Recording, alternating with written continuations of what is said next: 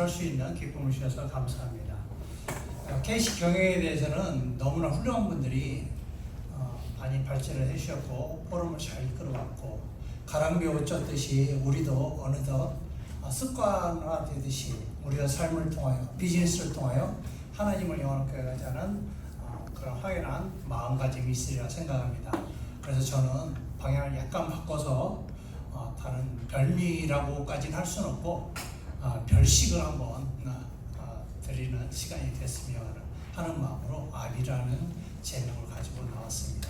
지난주 발제하신 이상하 회장님이 자기 얘기를 해달라고 했는데 제 이 얘기를 몇 개 삽입해서 하다 보면 금세 마칠까 생각되어지고요.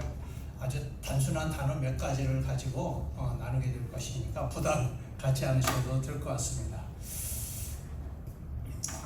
제가 문자적으로 제가 읽어보겠습니다. 어릴 적 발제 배경이에요.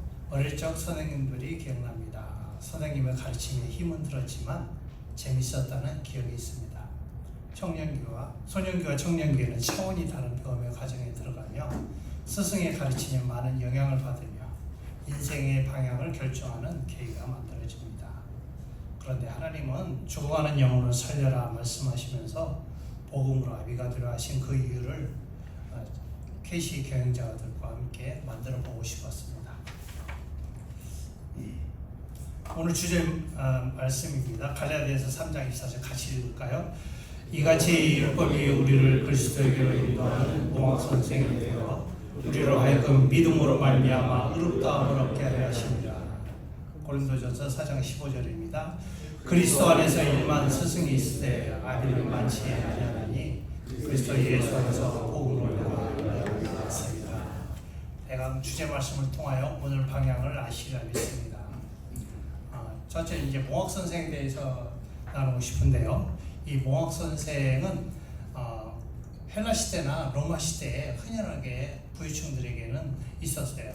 개인 과외 선생과 같이 주인의 학교를 등하교시키는 책임을 맡은 종이라고 이렇게 일컬어집니다.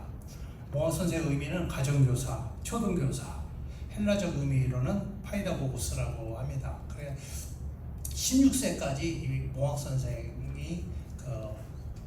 그 일들을 잘 감당을 했던 것 같아요. 두 번째는 스승입니다. 가르침을 올바르게 이끌어주는 사람, 스승에 대한 아주 우리는 좋은 마음을 가지고 있죠. 그림자조차도 밟으면 안 된다라는 존경의 마음을 가지고 있습니다. 교사, 사부, 멘토링. 근데 우리말 성경에 스승으로 되어 있는데 원어적 의미로는 파이다고고스 동일한 단어를 사용을 했어요. 그런 거 보면은 우리 성경 번역가들이 아주 탁월하게 스승이라는 말을 잘 적용한 것 같습니다. 일만 스승이 있을 때 아비는 많지 아니하나니 이렇게 번역을 한 것 같습니다. 아비 부입니다. 자기를 낳아주신 분, 아버지, 부친. 아주 아비라고 하면은 좀 낮춰 부르듯 하지만 친밀감이 더 많이 있으리라고 이렇게 생각을 합니다. 그래서 이제 몽학 선생은 보호와 책임, 교육에 대한 것을 의무감을 가지고 하는 사람들이고요. 스승은 자기의 삶과 지식을 전하는 사람들입니다. 아비는 어떻습니까? 못났든 잘났든 온 몸과 마음과 생명을 전해주는 사람들이죠.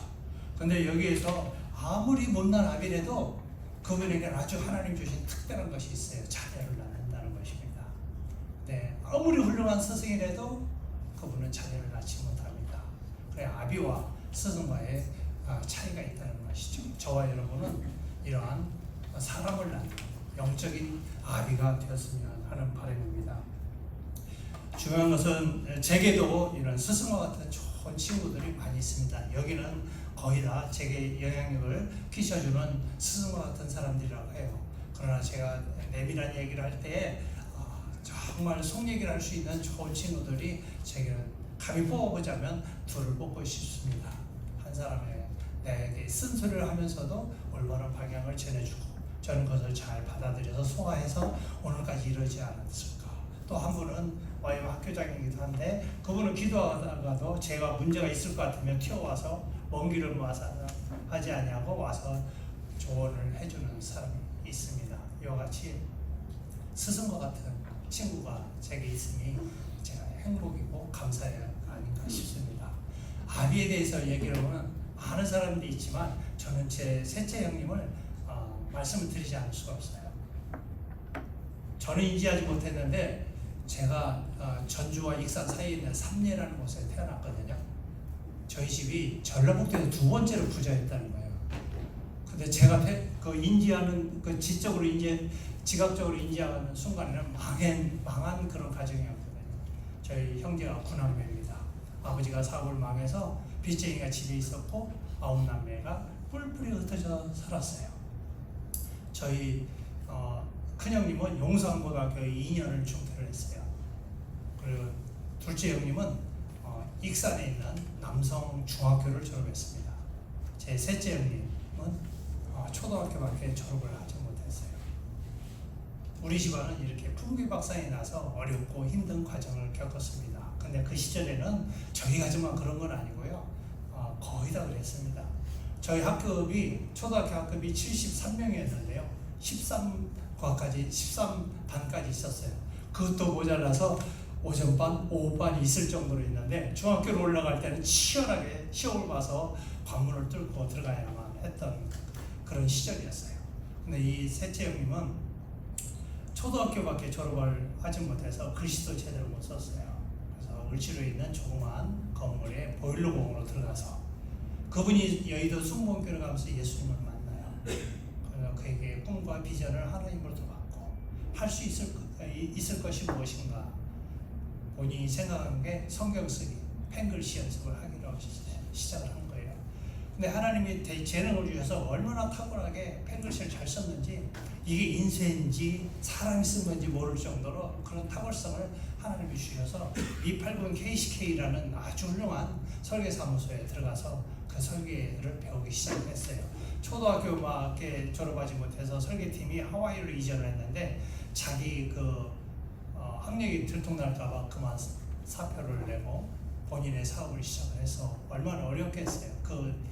60년대, 70년대, 80년대 격변의 시절에 제가 제대를 하고 나와서 할 일이 없었죠. 저 역시 문교부 혜택을 거의 받지 못했습니다. 그런 상황에서 할 일이 없었는데 저희 형님이 뭐 하나 툭 던져줘서 이거 한번 그려봐라 했는데 지금 생각해보면 냉동기 아이솔레이터 절반에 대한 그림을 그리려는 거였는데 제가 딴에는 잘 그렸던 것 같아요. 너 이거 소질 있으니까 이 설계를 해봐라. 그래서 제가 할 수 있는 일은 밤이 맞도록 책과 씨름하는 거였고 공식과 씨름하는 거였어요. 그럴 때마다 형이 늦게 와서 제게 하는 얘기가 딱 하나 있었어요. 종인아, 너는 지금 어렵지만 너는 잘 될 거다. 내 안에 예수님이 계시기 때문에. 그래서 제가 부모님을 모셨고 두 동생을 돌봐야 할 만한 위치에 있었어요. 제게 소망이 없었어요. 먹고 살기 위해서 정말 없는 지식을 쥐어짜내서 책과 씨름하고 밤이 맞도록 그렇게 하기를 오랫동안 하고 심신이 지쳐갔을 때 우리 형님은 그런 얘기를 제게 들려주셨어요. 아니, 나의 환경과 처지는 이러지 않은데 왜 형은 자꾸 저런 얘기를 할까? 근데 어느 순간에 이게 믿음으로 받아들여지더라고요. 여러분 제 모습 어떤가요? 별볼 일 없지만 과거에 비한 나는 오늘 너무너무나 많은 축복의 사람이 됐습니다. 그 가장 원동력이 됐던 것은 소망이 없는 제게 내 안에 예수님이 계시기 때문에 너는 잘 될 거야 라는 셋째 형님의 아비와 같은 마음으로 오늘의 내가 있지 않았을까 그렇게 감히 고백을 하게 됩니다. 우리는 비전 세계에 하나님 나라가 임하게 하는 대사명을 가지고 오늘 이 자리에 모여 있습니다. 가장 중요한 것은 우리가 복음 단체라는 것이죠. 그래서 킹덤 컴퍼니 경영자는 복음이 일의 목적인가, 일이 복음의 목적인가, 우리가 우선순위를 잘 나눠야 할 것 같습니다. 그래서 정말 우리가 일을 통하여 생명을 구원하는데 연결하지 않으면 하나님이 원하심이 부족하지 않을까 이렇게 생각을 합니다. 성경에는 일이란 우리 모범이 있죠. 사도 바울입니다. 오늘 주제 말씀처럼 복음으로 내가 오늘 나았음이라 라고 말한 것처럼 우리도 영적 아비가 되어야 할 것 같습니다. 또한 영적 스승이 되어가고 목사 선생과 같이 그리스도에게를 인도하는 저와 여러분이 됐으면 좋겠어요. 사도 바울은 디모데와 같이 오네시모와 같이 그들에게 소망이 없는 자들에게 예수 그리스도를 인하여서 자녀를 낳고 그들로 하여금 또 다른 자녀를 낳아서 오늘 우리가 편안하게 복음을 접하고 있지 않을까 생각합니다. 구유에 묻혀진 드러나지 않은 수많은 성도와 교회들이 있을 줄 압니다. 너는 내 아들이라 오늘날 내가 너를 낳았도다. 성경은 낳아야 할 이유들을 지속적으로 말하고 있습니다. 그 인생은 어떤가요? 정말 짧습니다. 제 나이가 벌써 우리 선배님들도 계신데 내일 모레 70이에요. 저는 이렇게 나이 먹고 싶지 않습니다. 벌써 이렇게 됐더군요. 근데 제 인생 중에 8년 전에 제가 캔서에 걸려가지고 아주 어려운 과정을 겪었던 짧은 스토리를 하나 말씀을 나누고 싶어요. 항암제를 방사선 치료를 받고 항암제를 투여받는데 약 8개월의 레이스는 2번 다시 겪고 싶지 않은 고난이었습니다. 마지막 프로그램이 뭐냐면 우리 고 박사님은 잘 아시겠지만 근육수사 3번을 맞는 거예요. 화학약품을 넣기 때문에 반응 검사를 항상 합니다. 첫 번째는 문제가 없었어요. 두 번째는 이렇게 손톱보다 더 크게 부작용 예시가 나왔어요. 그래서 선생님을 만나보시자 해서 만났더니 입원해서 만나라. 이것의 후유증은 30%가 호흡곤란으로 사망에 이른다는 거예요. 그걸 어떻게 막겠습니까? 여러분 겁나지 않습니까? 그래서 이제 그날 오후 5시에 입원해서 수액을 맞습니다. 조그마한 거 이거 하나 들어가는데 수액은 이렇게 컸어요. 5시간에 걸려서 맞았는데 밤 10시가 돼서 정말 불안하고 초조한 마음으로 부작용이 일어나지 않기를 기도하는 마음으로 수액 마지막 방울까지 딱 떨어지는 걸 보면서 하나님 감사합니다. 잘 반응해 주셔서 감사합니다 하고 피곤하게 잠을 들게 됐어요. 근데 어느 순간에 제 몸이 불덩어리가 된 거예요. 그 눈을 딱 떠보니까 진짜 호흡이 안 돼요. 호흡이 안 돼서 간호사를 호출하는데 버튼을 눌렀어도 소리는 나 도와주세요 소리를 못 하는 거예요. 그래서 저희가 몸부림치는 걸 보고 간호사 막 여러 명이 처치 의자를 끌고 와서 처치실로 데려가더라고요. 아, 내가 죽고 있구나. 죽는구나. 이런 생각이 들면서 동시에 의사 선생님 목소리였던 것 같아요. 뭐 0.2인데 거기까지만 들었어요. 그리고 간호사 선생님이 동시에 나온 얘기가 선생님 오셨? 다 소리도 못 들었어요. 제 기억은 그렇습니다. 그러면 내가 죽는데 우리 와이프는 어떻게 되지? 이런 생각이 드는 순간 아내를 만나서부터 오늘까지 30년 아내한테 짜증내고 화내고 승질 부리고 온갖 미워하고 한 것들이요 30년씩 한꺼번에 싹 들어오는데 영으로 느껴지는 걸 여러분들은 감을 느끼실지 모르겠어요. 그 한 컷 한 컷이요 너무 리얼합니다. 생생해요. 아주 그냥 내가 그냥 우리가 총무님하고 대화하다가 돌아서면 금방 뭐 했지? 이렇게 잊어버릴 수도 있잖아요. 근데 30년 지가 완벽하게 너무 확실하게 제 마음에 딱 들어오면서 제가 도둑질을 했어요. 살인을 했어요. 강도질을 했습니까? 그런 죄도 아니고 와이프를 미워했던 그 정도밖에 안 되는데도 불구하고 그 사소했던 그것들이 엄청난 절망감으로 밀려오더라는 것이죠. 죄는 반드시 해결을 받아야 하는 거예요. 성경에 보니까 죄의 썩은 사망이다. 죄는 수없이 많은데 판결은 딱 하나예요. 뭔지 아십니까? 사형입니다. 반을도둑도 사형이고요. 도둑질도 사형이고 살인자도 동일한 사형에 해당됩니다. 제가 그것을 거기서 체험을 했어요. 그러면서 잠시 이렇게 화면이 바뀌더라고요. 제가 제 모습을 본 것 같아요. 간호사들이 왔다 갔다 하는 것을 이렇게 봤어요. 그러면서 또 그 화면이 바뀌는데 제가 어떤 모습을 하고 있냐면 우리 어렸을 때 버스 타면 오늘도 무사히라는 사모에 무릎 꿇은 기도의 모습을 볼 거예요. 그 모습을 하고 있는데 영으로 느껴지는 거예요. 그 앞이 어디라고? 하나님 앞이라. 내가 살아가는 늦둥이 45살에 나가지고 이 자식이 나한테 승리를 보내요. 그래도 이뻐요. 그놈 생각나지 않습니다. 어떤 사람은 농담으로 나는 우리 와이프 치마자를 잡고 하나님 나라 가겠다. 그거 아무 쓸데없는 얘기예요. 비즈니스 하면서 돈도 주고 받아야 하잖아요. 그거 아무 상관이 없어요. 죽음의 앞에서는 하나님과 나와의 관계만 남아 있었어요.